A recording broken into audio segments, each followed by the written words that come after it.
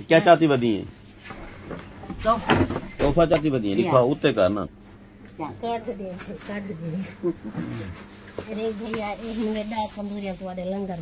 अच्छा, ये लंगर वास्ते रुमाल के ना, ये खोलो बेबे यार कटो।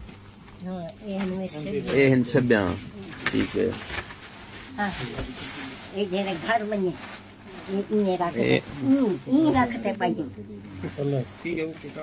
अच्छा, उत्ते बामण कितने?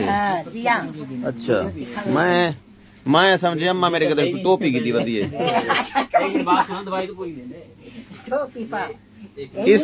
इस अम्मा को हो गया था फालिज, तो अम्मा मेरे लिए अंग्रेज वाली टोपी लेकर आई है। ये देखें, ये ऐसे रखी जाएगी।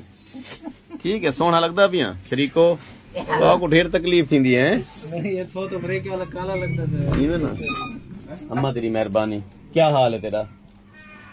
तबीयत जरी मैं हाँ दवाई झिनते लेकिन ठीक नहीं गई। अच्छा,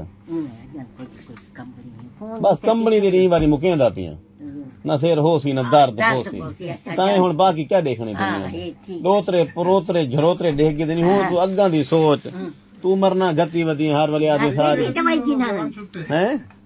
तू अपना जरा ना रोला मुका हां सुना भाई। केडी दवाई गिना वडिया मां दी दवाई गिनना है। काहे किनु काहे भेजे ते को? अबू भेजे। अबू भेजे सऊदी अरब चो? जी हां। अच्छा, वडी अम्मा को क्या आई पहले? फाले जाई हुन ठीक है। चलो बाल गवाही देंदे आदे अम्मा ठीक है, तो तुसा क्यों नहीं मने दे अम्मा ठीक है? हैं भाई बारका ठीक है। देखो सूट नवा सिवाया मी सोना लगदे हैं। जूती नवी की दी मी बंदा कुछ अपनी जान दे खर्च करे इंशाल्लाह जिंदी पतारिते जोरा पवे सा। तेरे इलाके च एमएनए इलेक्शन लड़दा वोट दे से? जी हां, पक्की गाल है। पक्की गाल है। मैं सोच के दई दफा उए ते शरीक सड़ देन मैं पूरे पंजाब विच एमएनए लड़सा। ई में से ये 26 दे सकदे लोग को रुमाल दे वोट नहीं दे सकते हैं। ये कोई गाल है जिथु 26 मिलसी तो वोट ही सबको मिलसी।